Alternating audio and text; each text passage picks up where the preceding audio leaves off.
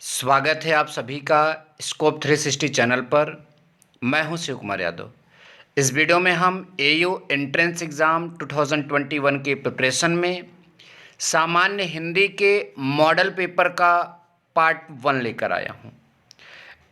इस एग्ज़ाम के पहले आपको 15 मॉडल पेपर हिंदी के मेरे तरफ से मिलेंगे।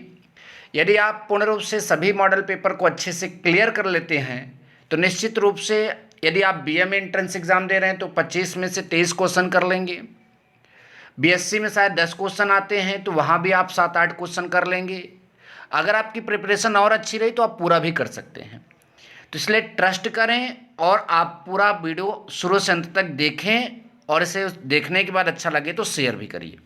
तो चलिए आज के क्वेश्चनों को जल्दी से स्टार्ट करते हैं। पहला प्रश्न यहाँ हमारे सामने आ गया है जो कि बहुत ही सरल है। यदि आप हिंदी थोड़ा बहुत भी पढ़े होंगे तो इस प्रश्न का जवाब देने में आपको उतनी दिक्कत नहीं होनी चाहिए। प्रश्न क्या है?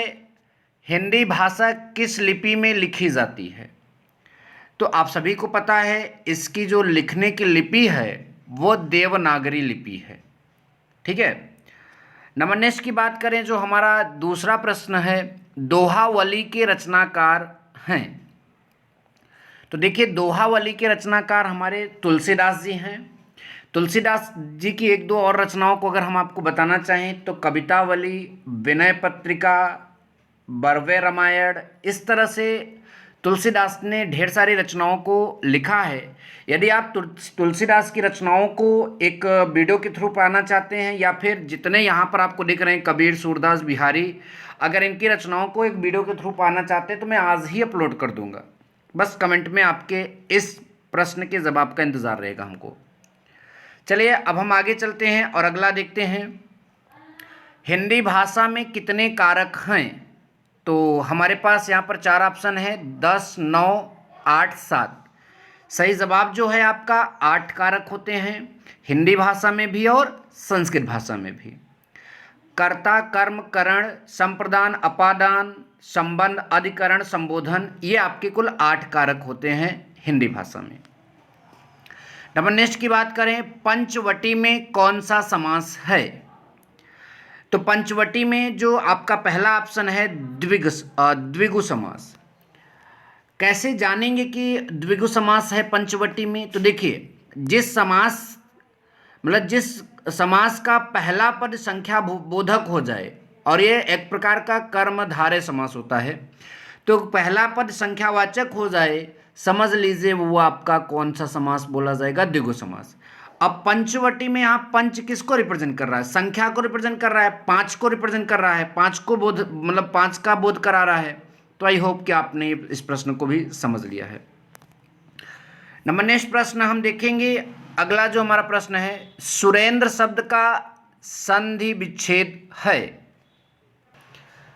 तो इस प्रश्न का मैं आपको जवाब दूं उससे पहले मैं आपको संधि के बारे में बताऊंगा कि संधि हमारे जो है 3 प्रकार की होती है, स्वर संधि, व्यंजन संधि और विसर्ग संधि।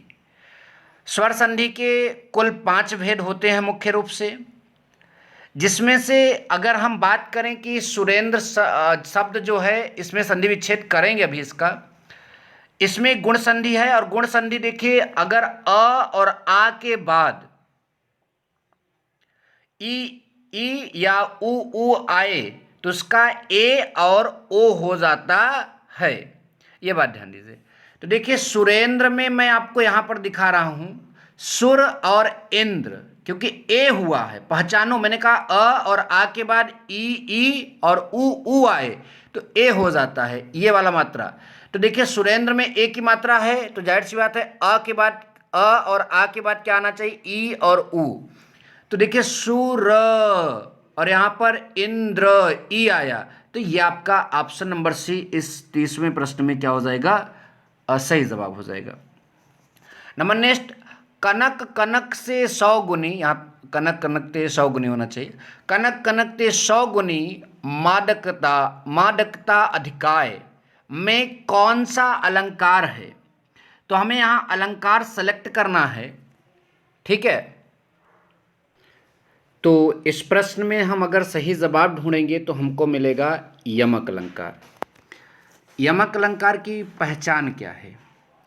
देखिए, यमक अलंकार में आप इस तरह से पहचान सकते हैं, यदि कोई शब्द बार बार आता है, जैसे यहाँ कनक कनक 2 बार आया है, तो इसलिए यहाँ पर यमक अलंकार होता है।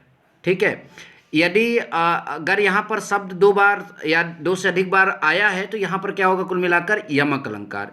कोई शब्द अगर 2 बार या 2 बार से अधिक आ गया, तो समझ लीजिए वहाँ पर यमक अलंकार होता है। नंबर नेक्स्ट, अकेला चना भाड़ नहीं फोड़ सकता, इस लोकोक्ति का सही अर्थ है?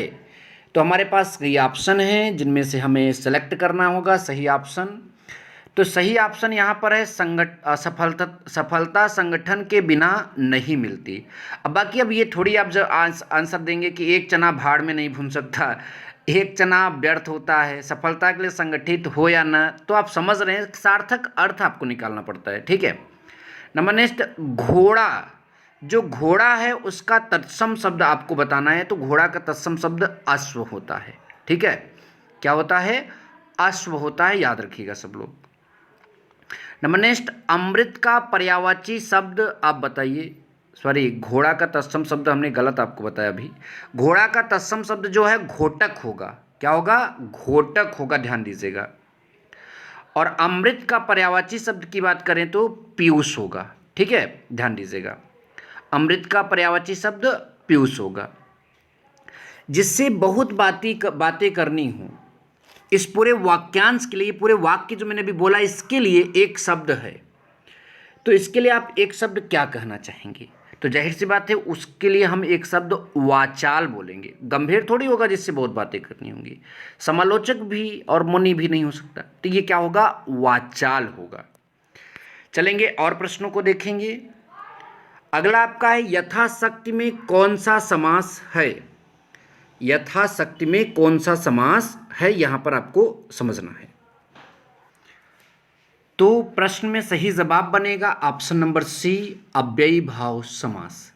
अव्ययी भाव समास क्या होता है? अव्ययी भाव समास मतलब जिसका पूर्व पद प्रधान हो, ठीक है, उसे हम अव्ययी भाव समास कहते हैं। तो यहाँ पर पूर्व पद जो है यथा है, तो इसलिए आपका अव्ययी भाव समास को रिप्रेजेंट करेगा। नंबर नेक्स्ट, बात करेंगे साकेत के रचयिता की। तो साकेत के रचयिता आप ध्यान दीजिए, मैथिली शरण गुप्त हैं। साकेत जो है उसके रचयिता कौन है? मैथिली शरण गुप्त। ये बात ध्यान दीजिए।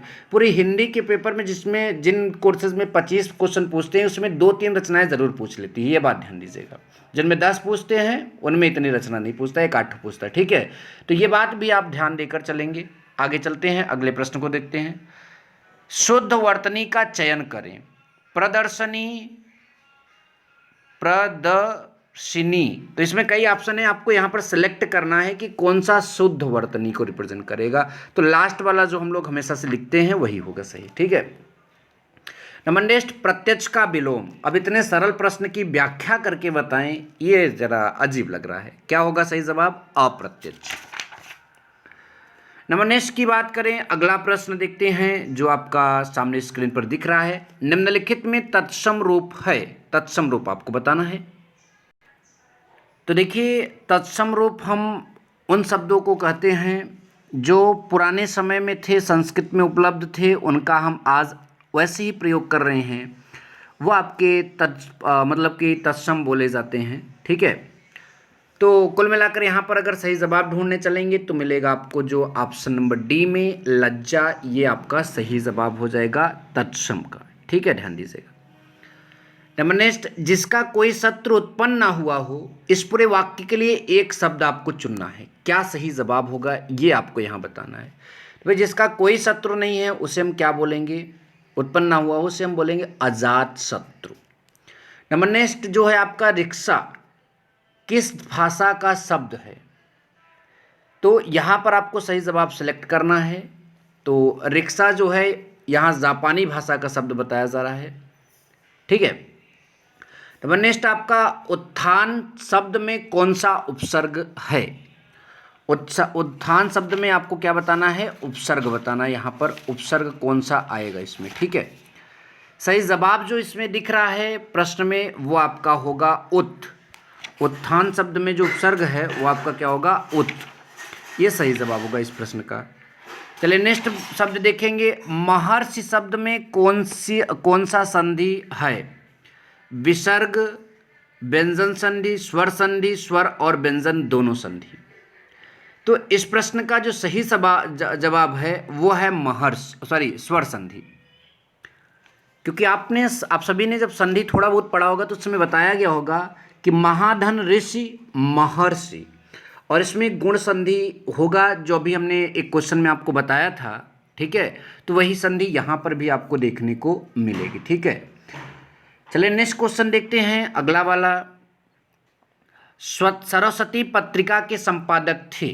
तो सरस्वती पत्रिका जो पत्रिका थी उसके संपादक कौन थे? तो आचार्य Mahavir Prasad Dwivedi. Option number D यहाँ पर आपको दिख रहा है, सही जवाब इसका यही होगा। तो पत्र पत्रिकाओं के लेखक और संपादक के बारे में भी पूछा जाता है, तो आप लोग याद रखिएगा।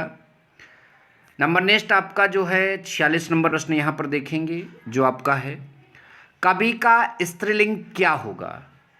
तो कवि का स्त्रीलिंग कवयित्री, ये जो यहाँ पर लिखा है यही आपका सही होगा। ठीक है, ध्यान दीजिएगा।